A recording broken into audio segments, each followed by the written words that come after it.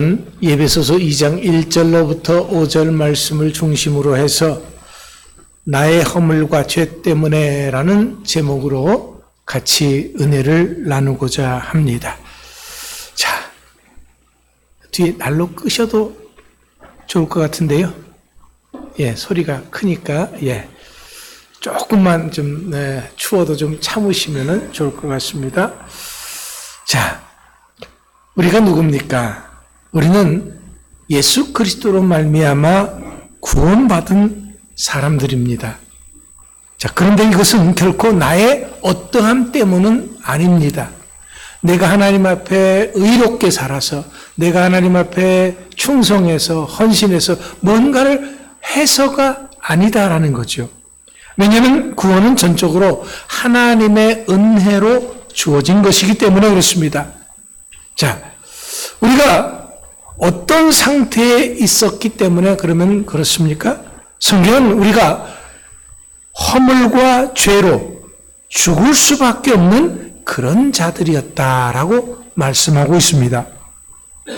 여러분, 허물이 뭔가요? 허물. 허물은 내가 가지고 있는 흠이나 잘못된 습관, 실수를 의미하는 것입니다. 허물은 껍데기 혹은 버려야 할 것들, 제거해야 할 것들의 모든 것을 가리키는 말이 허물입니다. 무엇보다도 허물은 우리가 이 세상을 살아가는 그러한 단순한 법을 위반한 그런 것을 의미하는 것이 아니고, 성경에서 말하는 허물이라고 하는 것은 하나님의 말씀에 대한 위반을 가리키는 것입니다. 문제는 우리에게 이런 허물이 많아도 너무 많다고 하는 것입니다. 그런데 이러한 허물이 한결같이 버려야 할 것들임에도 불구하고 마치 내 것인 양 딱 달라붙어 있기까지 합니다. 또한 이것은 내 힘과 내 능력으로 쉽게 벗어버릴 수 없다는 것이 문제인 것이다 라는 거죠. 이에 반해서 죄는 또 무엇입니까? 죄는 문자적으로는 관역에서 벗어났다라는 그런 의미이지요. 그렇기 때문에 죄는 하나님께서 우리에게 제시하신 그러한 삶의 목표를 벗어난 모든 행위를 가리키는 것입니다. 사실 이제까지 우리는 죄에 대해서 아무런 의식 없이 살아왔습니다. 왜냐하면 예수 믿기 전에는 하나님과 우리와 아무런 관계 없이 살았기 때문에 그렇습니다. 하지만 이 죄는 나로 하여금 하나님의 축복을 잃어버리게 만드는 원천이 되는 것입니다. 그렇다면 우리들로 하여금 이런 허물과 죄를 짓게 만드는 것이 뭘까요? 내가 그러려고 해서 그러는 것이 아닙니다. 나로 하여금 허물과 죄 가운데 살아갈 수 있게 만드는 것이 바로 마귀 사탄이 하는 일입니다. 본문 2절에서 우리들이 예수 믿기 전에는 수많은 허물과 죄 속에서 살았다고 했습니다. 바로 이렇게 하는 존재가 공중권세를 잡은 자 마귀 사탄인 것입니다. 우리의 영이 우리도 알지 못하는 사이에 그의 종이 되어져서 그가 시키는 대로 할 수밖에 없었다라는 거죠. 그렇다면 이렇게 사는 삶이 어떤 삶이냐? 그것이 바로 세상 풍조를 따르는 삶이다라고 말하고 있습니다. 우리는 이런 세상에서 태어났고 또 이런 세상에서 배웠고 또 이러한 세상에서 자라났고 살고 있습니다. 이런 것이 한마디로 말해서 아무렇지도 않은 삶이었다라는 거지요. 그런데 본문 3절에서 이런 삶이 어떤 삶이었는가 구체적으로 설명해 주고 있습니다. 자, 세상 풍조를 따르는 삶이 어떤 삶이냐? 그 첫 번째가 바로 육체의 욕심을 따라 지내는 것이다 라고 말하고 있습니다. 이것은 내 마음이 원하는 대로 하는 것입니다. 한마디로 하나님과는 아무런 상관이 없이 세상적 기준으로 내 마음대로 내 생각대로 내가 원하는 대로 하는 것입니다. 물론 이렇게 사는 것이 세상에서는 아주 당연하지요. 그래서 세상에서는 분명히 이렇게 말합니다. 내 인생은 내 것이니까 내 감정대로 내 생각대로 내가 원하는 대로 사는 거 뭐가 잘못됐어? 당연하다라는 거죠. 물론 당연합니다. 그게 세상 사람들의 사는 이치고 그것이 이 세상 풍조를 따르는 삶이다라는 거죠. 두 번째는 이 세상 풍조를 따르는 삶은 거짓말을 하는 것입니다. 에베소서 4장 25절 말씀에 보면은 우리가 예수님을 알기 전에는 거짓말이 일상이 되는 삶을 살았다라고 말하고 있습니다. 이것이 바로 공중권세를 잡은 마귀 사탄의 수하에 있었기 때문에 그렇습니다. 그런데 이 마귀 사탄은요, 거짓의 아비다라고 말을 했어요. 그러니까 마귀 사탄이 하는 것은 거짓의 모든 것이다라는 거죠.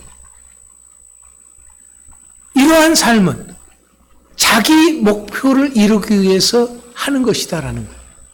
우리나라 정치인들 보십시오. 정직한 정치인들이 있습니까? 한 사람도 없습니다. 왜? 그게 당연한 삶이다라는 거예요. 공중권세를 잡은 마귀 사탄, 거짓의 아비가 시키는 대로 살아가는 거예요. 마귀 사탄의 수하에서 사탄이 기뻐하는 일들을 아무런 생각 없이 하며 살아가는 것입니다. 물론 우리가 일부러 거짓말 하지는 않았을 것입니다. 나도 모르는 사이에 거짓말을 수도 없이 우리는 하며 살아왔습니다. 에이, 목사님 아무래도 그렇지 않아요. 저는 그래도 정직하게 살았어요. 라고 말할 수 있습니다. 그런데 성경에서 말하는 그 거짓말하고 우리가 생각하는 거짓말하고는 조금 차이가 있습니다. 우리가 생각하는 거짓말은 우리가 일부러 뭔가를 속이려고 하는 것을 거짓말이다라고 얘기를 하죠. 그런데 성경은요, 약속을 지키지 않는 것도 거짓말이다라는 거예요. 이런 거짓말을 우리는 하루에도 얼마나 많이 하는지 다 셀 수도 없습니다. 전혀 죄의식 없이 습관처럼 하는 행동이지요. 바로 이런 모든 것들이 우리들의 허물과 죄다라는 것입니다.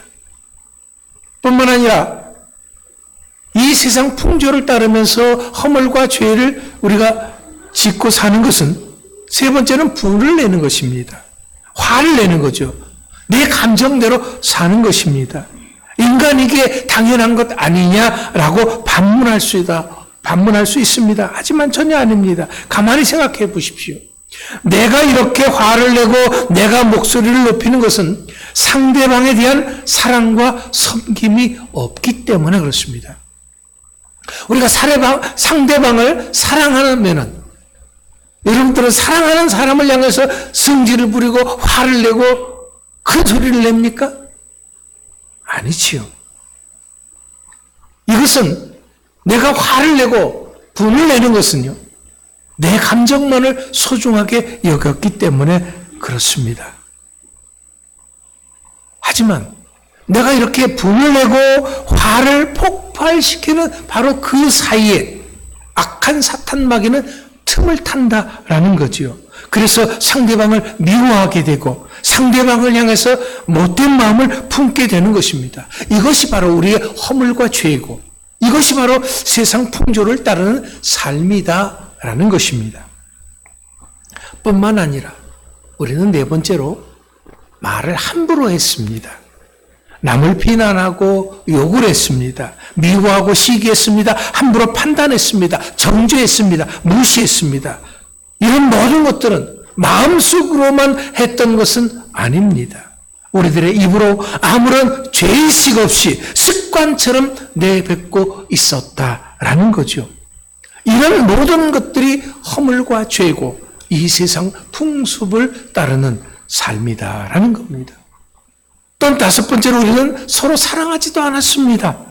용서하지도 않았습니다. 다른 사람을 돕지도 않았습니다. 다른 사람을 품어주고 다독여주고 응원하지도 않았습니다. 이런 모든 것들이 허물과 죄다라는 거죠. 하지만 이런 모든 것들은요, 세상 사람들의 기준으로 봤을 때는 별것 아닌 일일 수도 있습니다. 그럴 수도 있지. 뭐 사람이 그까진 걸 가지고 그래 라는 그러한 말들로 얼마든지 넘어갈 수도 있는 그런 일들입니다. 하지만 우리가 누굽니까? 우리는 하나님의 사람입니다. 그렇기 때문에 하나님의 기준으로 봤을 때는 이러한 모든 것들이 돌이킬 수 없는 죄악이다라는 거지요. 하나님의 진노를 초래해서 죽을 수밖에 없는 죄다라는 것입니다. 성경은 우리가 이런 허물과 죄로 인해서 이미 죽었다라고 결론 짓고 있습니다. 그렇기 때문에 하나님을 제대로 섬기지 못했습니다. 하나님을 기쁘시게 하는 삶을 살지 못했습니다. 내가 기뻐하는 삶, 내 마음이 원하는 삶, 그런 삶을 우리가 살았을런지 몰라도 하나님을 기쁘시게 하기 위해서 우리가 하나님을 제대로 섬기지 못했다라는 거죠. 이런 우리들이었기 때문에 우리 스스로가 허물과 죄를 벗어버리고 새롭게 될 수가 없었던 것입니다. 그런데 이사야 53장 4절 5절 말씀에서 5절 6절까지의 말씀에서 이렇게 말씀하고 있습니다. 그는 실로 우리의 질고를 지고 우리의 슬픔을 당하였거늘 우리는 생각하기를 그는 징벌을 받아 하나님께 맞으며 고난을 당한다 하였노라. 그가 찔림은 우리의 허물 때문이요 그가 상함은 우리의 죄악 때문이라. 그가 징계를 받음으로 우리는 평화를 누리고 그가 채찍에 맞음으로 우리는 나음을 받았도다. 우리는 다 양 같아서 그릇 행하여 각기 제 길로 갔거늘 여호와께서는 우리 모두의 죄악을 그에게 담당시키셨도다. 무슨 말씀입니까? 특별히 5절 말씀에서 예수님의 찔림은 우리의 허물 때문이다라고 말하고 있습니다. 그럼 예수님께서 어떤 찔림을 당하셨습니까? 물론 여기서의 찔림은 육체적 찔림을 의미합니다. 예수님께서는 크게 두 번의 찔림이 있었습니다. 첫 번째는 가시면류관의 찔림입니다. 요한복음 19장 2절에서 로마의 군인들이 예수님에게 가시나무로 관을 만들어 머리에 씌웠다라고 했습니다. 예수님은 이렇게 가시의 찔림으로 고통을 당했습니다. 두 번째로 요한복음 19장 34절 말씀에 보면 로마의 군인들이 십자가에 달린 예수님의 옆구리를 창으로 찌르니 피와 물이 나왔다라고 했습니다. 예수님은 십자가에서 군인들이 찌르는 그 창으로 물과 피를 쏟으셨습니다. 그렇다면 예수님이 이런 찔림을 당해야 할 만한 그런 일을 하셨습니까? 이렇게 가시로 찔림을 당하고 창으로 찔림을 당할 그런 일을 예수님이 하셨느냐라는 거예요. 아니요. 예수님은 죄가 하나도 없는 분입니다. 이것에 대해서 예수님을 십자가에 죽게 판결을 내린 빌라도조차도 그는 3번씩이나 예수님에게는 아무런 죄를 찾을 수 없었다라고 고백을 합니다. 또 예수님을 돈을 받고 팔았던 가룟 유다도 마태복음 27장 4절에서 내가 무죄한 피를 팔았다라고 고백을 했습니다. 예수님과 함께 십자가에 달렸던 한 강도는 누가복음 23장 41절에서 이 사람이 행한 것은 옳지 않은 것이 없느니라라고 고백을 했습니다. 또한 십자가 처형의 모든 것을 주관했던 로마의 군인 백부장 역시 누가복음 23장 47절에서 이 사람은 정녕 의인이었도다라고 고백을 했습니다. 이것만이 아닙니다. 마태복음 27장 54절에 보면 백부장과 함께 예수님을 지키던 자들이 예수님은 진실로 하나님의 아들이었다라고 고백을 했습니다. 그러니까 예수님은 찔림을 당할 만한 하등의 일을 한 적이 없다라는 거지요. 하지만 예수님이 이런 찔림을 당한 것은 나의 허물 때문이다라고 말씀하고 있습니다. 예수님의 상함은 나의 죄악 때문이다라는 거죠.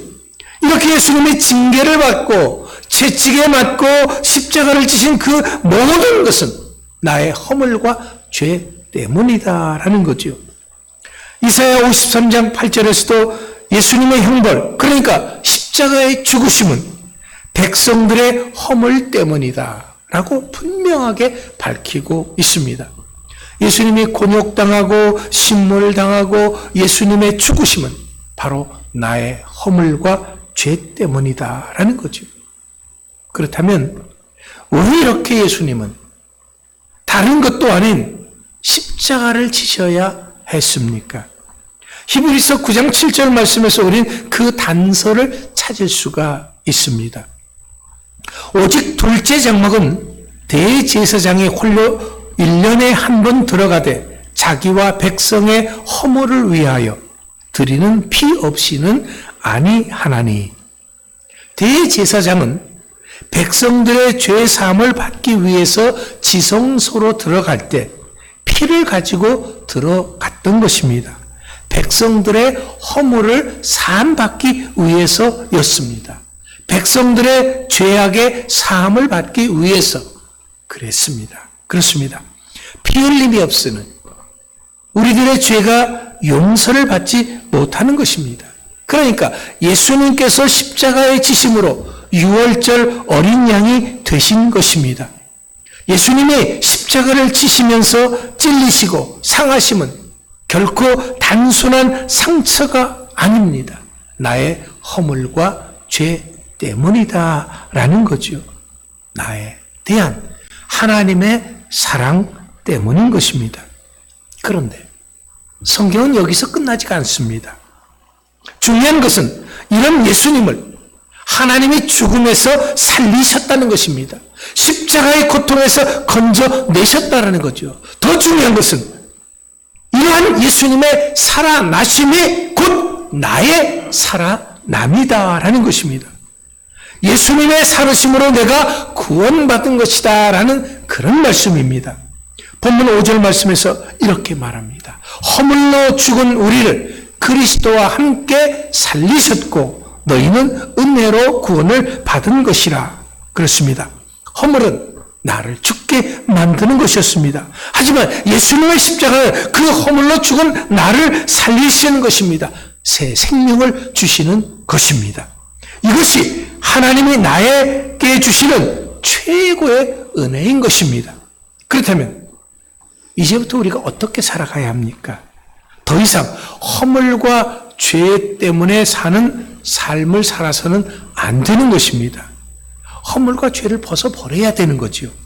고린도후서 5장 17절에서 그런즉 누구든지 그리스도 안에 있으면 새로운 피조물이라 이전 것은 지나갔으니 보라 새 것이 되었도다 말씀하셨습니다. 그렇습니다. 우리는 예수 안에서 새롭게 된 사람들이죠. 그렇기 때문에 허물과 죄는 지나간 것으로 족한 줄 알아야 하는 것입니다. 우리가 앞에서 말한 허물과 죄가 어떤 것이었습니까? 거짓말입니다. 분을 내고 화를 내는 것이었습니다. 내 감정대로 사는 것이었습니다. 함부로 말하고 욕하고 미워하고 시기하고 질투하고 남을 정죄하고 무시하는 것이었습니다. 용서하지 못하고 사랑하지 못하는 것이었습니다. 다독여주지 못하고 품어주지 못하는 것이었습니다. 이런 모든 것들이 우리의 허물과 죄였던 것입니다.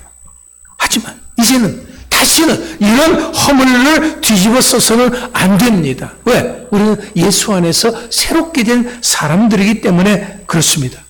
그런데 만약 다시 이런 허물과 죄를 뒤집어 쓴다고 한다면 그것은 다시금 우리가 예수 그리스도를 십자가에 못 박는 행위가 되는 것입니다. 이것이야말로 돌이킬 수 없는 죄가 되는 것입니다. 그렇기 때문에 이제부터의 나의 삶은, 우리들의 삶은 달라져야 합니다. 이제는 내가 남의 허물을 들추는 것이 아니라 덮어줄 수 있어야 됩니다. 나에게 죄를 지은 사람을 책망하고 심판하는 것이 아니라 용서할 수 있는 사람이 되어져야 합니다. 왜? 우리는 충분히 그럴 능력을 가지고 있기 때문에 그렇습니다. 하나님께서 성령을 통해서 우리들에게 그런 능력을, 권능을 주셨습니다. 이렇게 우리가 남의 허물을 덮어준다고 해서 내가 손해날 것이 하나 없습니다. 남의 허물을 덮어주면 오히려 그의 승리가 나의 승리가 되는 것입니다. 무엇보다도 허물과 죄가 없는 사람은 세상에 한 사람도 없습니다. 여러분, 이해가 안 되는 일도요, 가만히 생각해 보면은 이해할 만한 구석이 있기 마련입니다. 그렇기 때문에 허물과 죄를 이기는 삶은 역지사지의 정신이 필요합니다. 내가 상대방의 입장에서 한번 생각해 보라라는 거지요. 다른 사람의 허물과 죄를 탓하기 전에 나를 한번 돌아보라라는 것입니다. 다른 사람의 허물과 죄를 탓하게 되면은 이것이 바로 나의 하나님의 사람들을 됨을 잃어버리는 것입니다. 신앙인의 신앙인 됨을 포기하는 것입니다. 하지만 다른 사람의 죄와 허물을 덮어주게 되면은 그것은 나의 하나님의 사람 됨을 되찾는 것입니다. 신앙인 됨을 드러내는 것입니다. 우리가 이렇게 해야 하는 것은 무엇보다도 예수님께서 나의 허물과 죄를 탓하지 않으셨기 때문에 그렇습니다. 오히려 나의 허물과 죄를 짊어지시고 나를 대신해서 십자가를 지셨기 때문에 그렇습니다. 이것이 바로 나를 향하신 하나님의 사랑입니다. 이런 사랑 때문에 우리가 여기 있는 것이고 우리가 이런 사랑으로 인해서 새 생명을 얻은 것입니다. 그렇기 때문에 이제는 우리가 좀 제대로 살아야 되죠. 이제는 우리가 하나님의 사람답게 살아가야 합니다. 예수 그리스도의 십자가의 은혜로 새롭게 된 사람들은 이젠 더 이상 이 세상의 풍속을 쫓아 사는 삶이 아닙니다. 지나간 걸로 족한 것이지요. 이젠 더 이상 악한 영의 지배를 받지 않고 살아가야 합니다. 우리는 성령의 사람이기 때문에 이젠 더 이상 내 마음이 이끌리는 대로 내 감정대로 살아서는 안 됩니다. 왜? 우리는 하나님의 사람이기 때문에 우리는 하나님이 주시는 마음으로 살아가야 하고 우리는 말씀이 이끄는 대로 살아가야 하는 사람들이기 때문에 그렇습니다. 이런 삶을 삶으로써 이 다음에 우리가 하나님 앞에 섰을 때 잘했다, 수고했다, 칭찬받고 상급받고 멸관 받을 수 있는 여러분 모두가 될 수 있기를 간절히 축원합니다. 기도하겠습니다.